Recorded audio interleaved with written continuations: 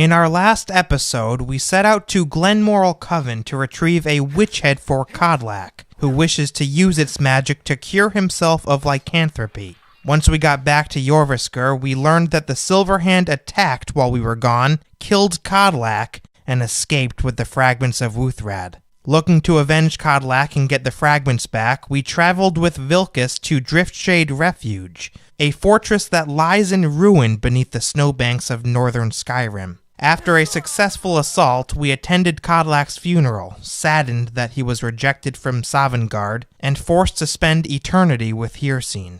This is where our story continues. Yorland, I have Kodlak's Wuthrad fragment for you, just like you asked. Thank you. Your shield siblings have withdrawn to the Underforge. I think they're waiting for you. After giving the final fragment of Wuthrad to Yorland, we can let him get to work and join the members of the Circle inside the Underforge. The old man had one wish before he died, and he didn't get it. It's as simple as that. Being Moonborn is not so much of a curse as you might think, Vilkas. That's fine for you, but he wanted to be clean. He wanted to meet Ysgramor and know the glories of Sovngarde. But all that was taken from him. And you avenged him? Kodlak did not care for vengeance. No, Farkas, he didn't. And that's not what this is about. We should be honoring Kodlak, no matter our own thoughts on the blood. You're right. It's what he wanted, and he deserved to have it. Kodlak used to speak of a way to cleanse his soul, even in death. You know the legends of the Tomb of Ysgramor. There the souls of the Harbingers will heed the call of Northern Steel. We can't even enter the tomb without Wuthrad, and it's in pieces like it has been for 1,000 years. And dragons were just stories, and elves once ruled Skyrim. Just because something is, doesn't mean it must be. The blade is a weapon, a tool. Tools are meant to be broken, and repaired. Is that... Did you repair the blade? This is the first time I've had all the pieces, thanks to our shield brother here. The flames of Hero can reforge the shattered. The flames of Kodlak shall fuel the rebirth of Wuthrad, and now it will take you to meet him once more. As the one who bore the fragments, I think you should be the one to carry Wuthrad into battle. The rest of you, prepare to journey to the Tomb of Ysgramor, for Kodlak. With their weapons drawn, the Circle rushes out of the Underforge and begins making the journey north, towards Ysgramor's tomb. Although their opinions on the beast's blood differ from person to person, it's good to see them uniting behind one very important cause, to grant Kodlak his dying wish and assist him through the gates of Sovngarde. Yorland has entrusted us with Wuthrad, the legendary battle axe that once belonged to the founder of the Companions, Ysgramor. The weapon has a base damage of 25 and definitely looks pretty cool, but it's the lore behind Wuthrad that really interests me. Legend has it that when Ysgramor left Sarthal, an ancient Nordic tomb that used to be the capital of Skyrim, his tears were made of pure ebony and used by his son Engel to forge the axe. Engel gifted the weapon to his father, who decided to name it Wuthrad, which translates to Storm's Tears in the Atmoran tongue. Atmoran, of course, referring to the continent north of Skyrim known as Atmora. There's obviously a lot more I could get into regarding the history of Wuthrad and the events that led up to its creation, but we'll save that for another episode. We could have followed the Circle all the way to Ysgramor's tomb, but instead I decided to fast travel just southeast of the tomb to Winterhold, since I hadn't discovered the tomb yet in my playthrough. The visibility just outside of Winterhold's walls is extremely low. Strong gusts of wind sweep up the snow and ice and carry it out to sea. As someone who grew up in Connecticut, I've seen my fair share of snowstorms. I'm used to the cold, and yet I couldn't imagine living in northern Skyrim. I don't know how the people of Winterhold do it, I really don't. Just up ahead to the northwest, we see the faint outline of a mountain. The objective marker is pointing us in this direction, but the only problem is to get there we have to... oh gosh. Swim! Ah, cold. Oh, okay. Oh, that was the worst. Are my hands blue? I think my hands are blue. Once we reach the foot of the mountain, we can follow the shoreline until eventually we come to Ysgramor's tomb. There's no telling what dangers lie inside, but none of that matters. This one is for Kodlak. Inside, we find Vilkas, Farkas, and Aella waiting for us. This is the resting place of Ysgramor, and its most trusted generals. You should be cautious. I don't like the sound of that. Why do we need to be cautious? The original companions, their finest warriors, rest with Ysgramor. You'll have to prove yourselves to them. It's not that you're intruding. I'd wager they've actually expected us. They just want to be sure that you're worthy. Be ready for an honorable battle. You speak as though we're the only ones that need to be ready for battle. Are you not coming with us? Kodlak was right. I let vengeance rule my heart. I regret nothing of what we did at Driftshade. But I can't go any further with my mind fogged or my heart grieved. Well, okay, do what you need to do. How do we get inside? Return Wuthra to Ysgramor. It should open the way. On that note, we can approach the statue of Ysgramor and place Wuthrad in its hands. As soon as we do, Aella and Farkas draw their swords, and we hear a stone door open from somewhere in the room. It looks like there are 2 doors on both the eastern side and the western side of the room, but they're sealed. To continue forward, we can head north through some spider webs, and then cut down a couple of skeevers. I'm getting out of here. Good enough. It turns out that the skeevers were the least of our worries, though. Just up ahead, we come to our first chamber, where we get attacked by 2 companion ghosts. What was that? Come on. Does someone... A presence. I will return! Now, for the first few chambers, I didn't get a chance to explore because the ghosts just kept appearing. I'd clear out one room only to have a few more ghosts immediately spawn in the next. So then I'd have to continue onward and defeat them, and so on and so forth. But fear not, everybody. We'll come back to these first few chambers after we complete the quest to have a look around.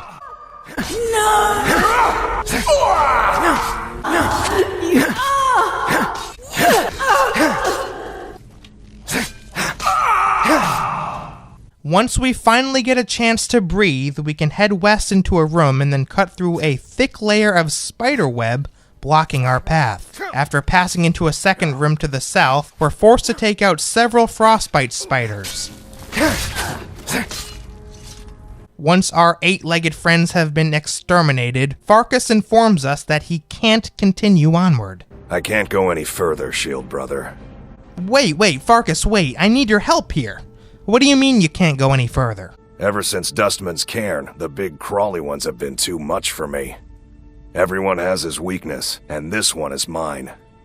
I'm not proud, but I will stay back with Vilkas. Give my regards to Ysgramor. Oh, come on, really? Spiders? The world is full of dragons, trolls, and vampires, and it's spiders you're scared of? Alright, Farkas, I'll see you later. Aella and I will take it from here. There's another wall of web separating us from yet another room to the south, inside of which is a giant frostbite spider and its younglings.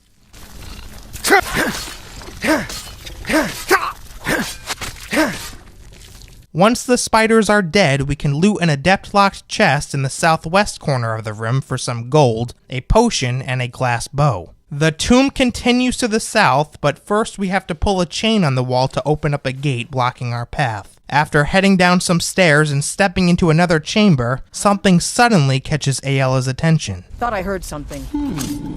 More ghosts. Death comes for you.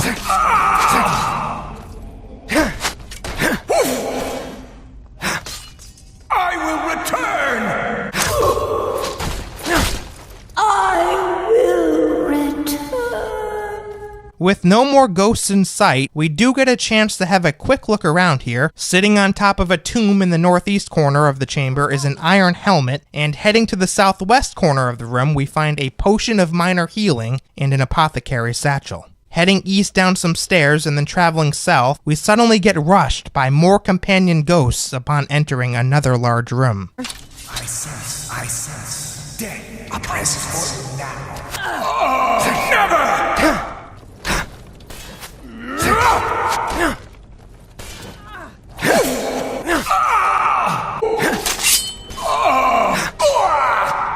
It looks like there's one more ghost down the hall to the east, but we'll come back to it in a moment and use this break in the action to explore the area. Along the southern wall, we find 2 tables. On the first one, closest to the eastern hallway, we find a potion, some gold on a Draugr's body, and some iron arrows. And on the second table, we can loot an iron sword and another potion. There's also a pair of glass gauntlets on the Draugr.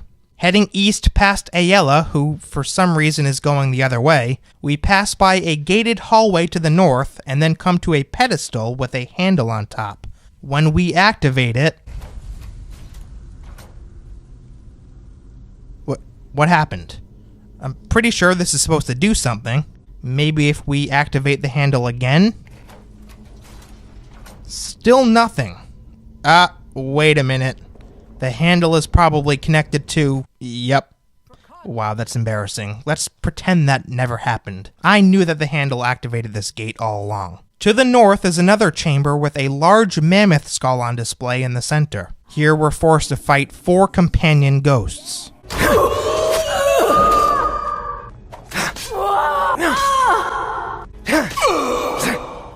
Our compass is telling us that there's another enemy up some stairs to the north, but first we can have a look at this table with the mammoth skull. We can read a copy of The Legend of Sankar Tor for a boost to our 2-handed level, and on the opposite end is a Potion of Minor Magicka. After looting a couple of burial urns for some gold, we can head up some stairs and enter the final chamber. In the center of the chamber is a mysterious blue flame called the Flame of the Harbinger. Sadly, we can't interact with it just yet, but that can wait, for on the other side of the flame we find an old friend. Greetings, Shield brother. Kodlak, is that you? Of course. My fellow Harbingers and I have been warming ourselves here, trying to evade Hircine. But there's nobody else here. You see only me because your heart knows only me as the companion's leader.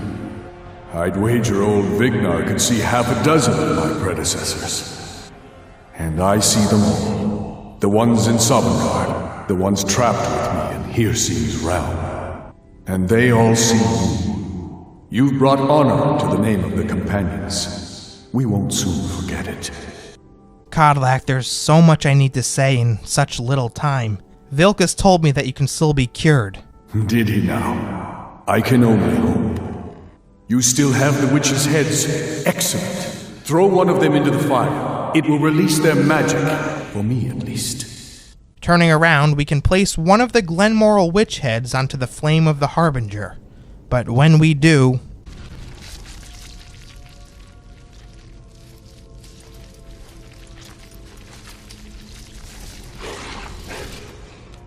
Kodlak's wolf spirit bursts out of his ghostly body and charges at us. Thankfully, the fight is over within seconds.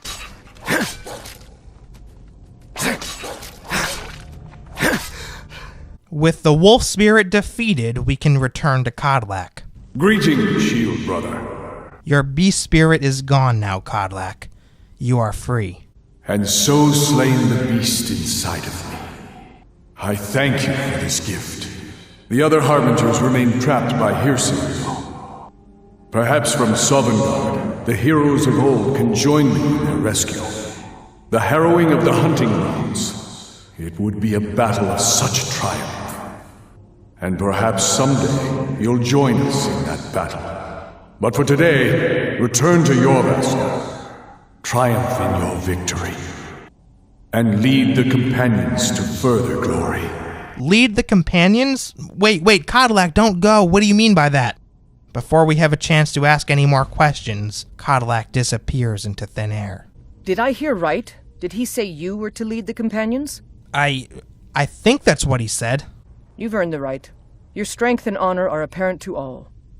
And it's my honor to be first to address you as Harbinger. Let's go tell the others. And with that, we are officially given the title of Harbinger. It's a big responsibility, sure, but if Kodlak believes that we have the strength and honor to lead the companions, then we will gladly accept. But before we head back to Jorvaskr and tell the others, I wanted to go back through Ysgramor's tomb and find all of the loot that we missed.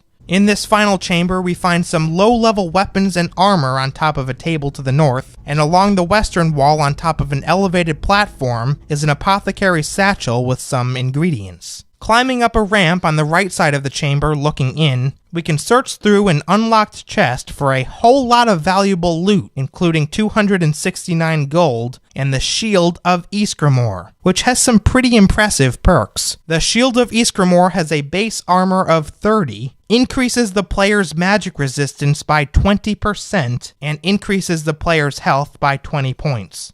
Nearby to the chest is a gate that we can open by pulling a chain, and after heading east and climbing up a winding staircase, there is a tunnel for us to follow all the way back to the room with the statue of Ysgramor. I do want to point out that after climbing up that winding staircase, there was a shelf with what looked like a potion and a couple of coin purses on it, but I only noticed it for the first time in post-production, so be sure to grab that loot in your playthrough. At the foot of the statue is a potion and a coin purse, and if we take back Wuthrad from Ysgramor's hands, nothing happens. The doors don't close and we're still free to navigate the tomb in its entirety. Remember, we didn't have a chance to explore the first few chambers because we were so overwhelmed with companion ghosts, so we'll go ahead and do that right now. In the first chamber, all that we find is some gold inside a couple urns, and in the second chamber it's pretty much the same thing. Just a few pieces of gold in various urns and on some draugrs.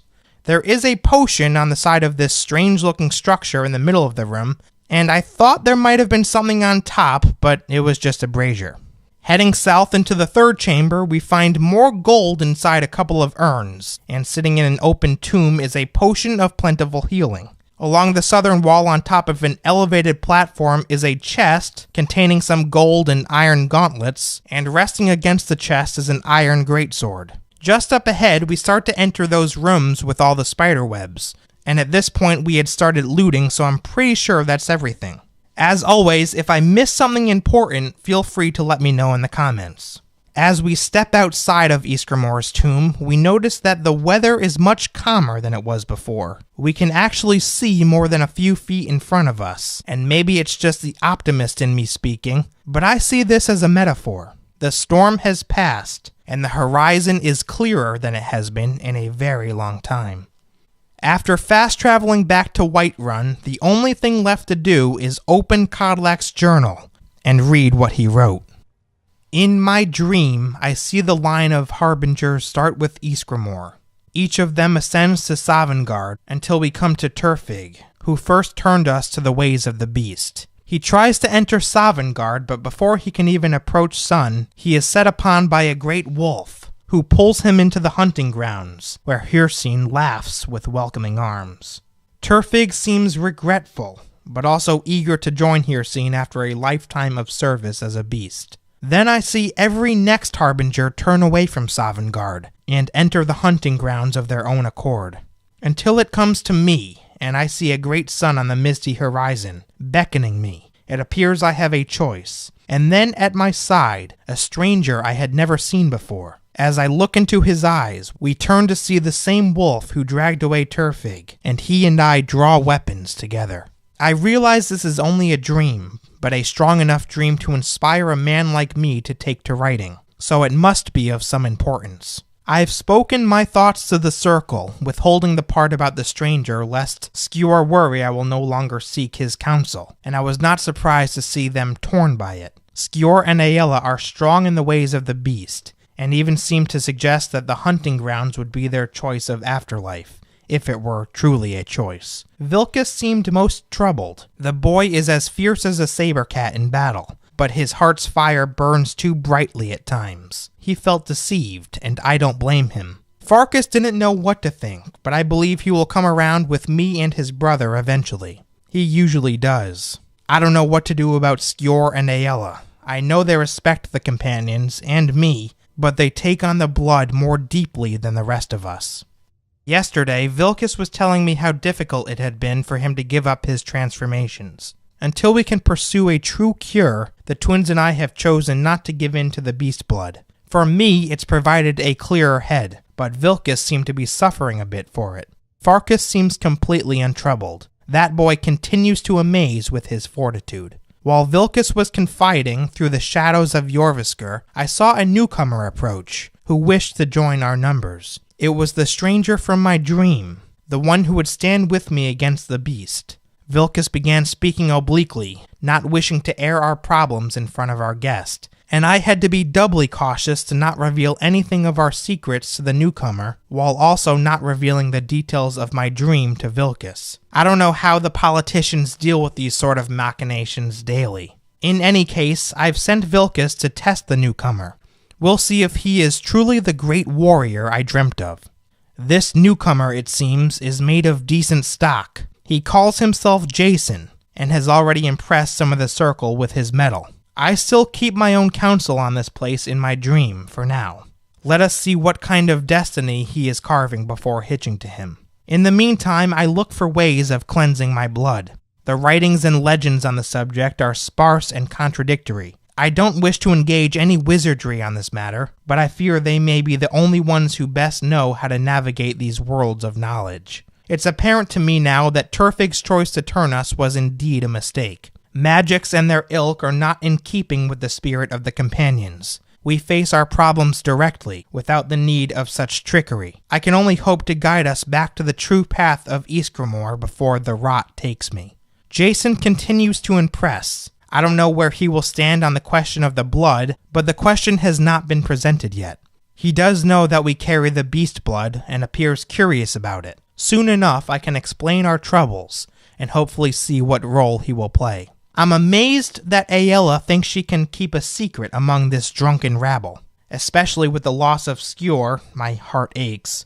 Emotions are fraying, and the walls of discretion are the first to fall. Apparently, she and Jason are waging their own separate war against the Silver Hand, in retaliation for Skjor's death. Their hearts are noble, but the course of vengeance is running hot, and I fear the counterstroke that may come if they do not rein in their fury. Jason shows valor, though even in this more underhanded time. We have not had cause to speak much, and that is something I deeply regret. I have high hopes for his destiny, as I realize that his appearance in my dream may indeed mark him as the Harbinger to succeed me. I have received few dreams over the course of my life, but when they come, I have learned to trust them. I have also learned to trust the instincts of my heart, which tells me that Jason can carry the companion's legacy as truly as any residing in Jorviskr, especially with the loss of Skjor. Aella is too solitary, Vilkas too fiery, and Farkas too kind-hearted.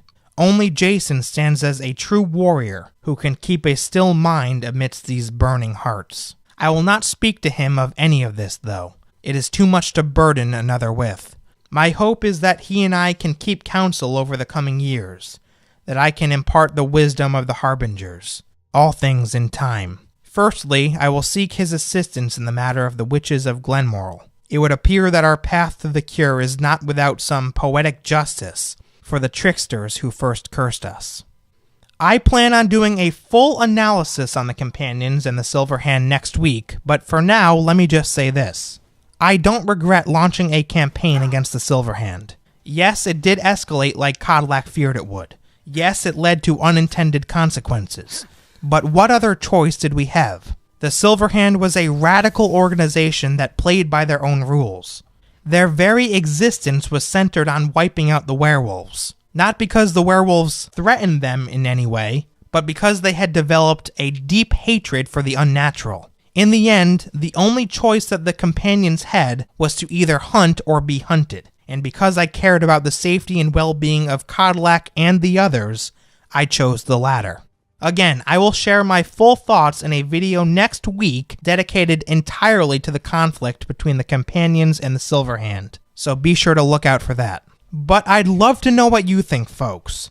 What are your thoughts on the ending to the companions' questline? Do you feel responsible for Kodlak's death? Or do you think that his death is just the cost of war? And what about the war on the Silver Hand itself? Did the members of the Circle respond to the conflict appropriately? Or do you think that there was a more peaceful way to end the violence? Let me know in the comments below. I post new videos on Skyrim every single Thursday and Friday, folks, so be sure to subscribe to my channel to stay up to date on all of my latest content. If you're an entertainment junkie like I am, then you might like my brand new podcast, Pass the Veal, where we discuss everything from upcoming video games to movies and television shows. I post video versions of the podcast right here on my YouTube channel every Sunday night at 7 o'clock p.m. Eastern Time, so be sure to check that out as well. But that's all for now, folks. Thanks so much for watching, and I'll see you next time for a full analysis on the Companion's questline.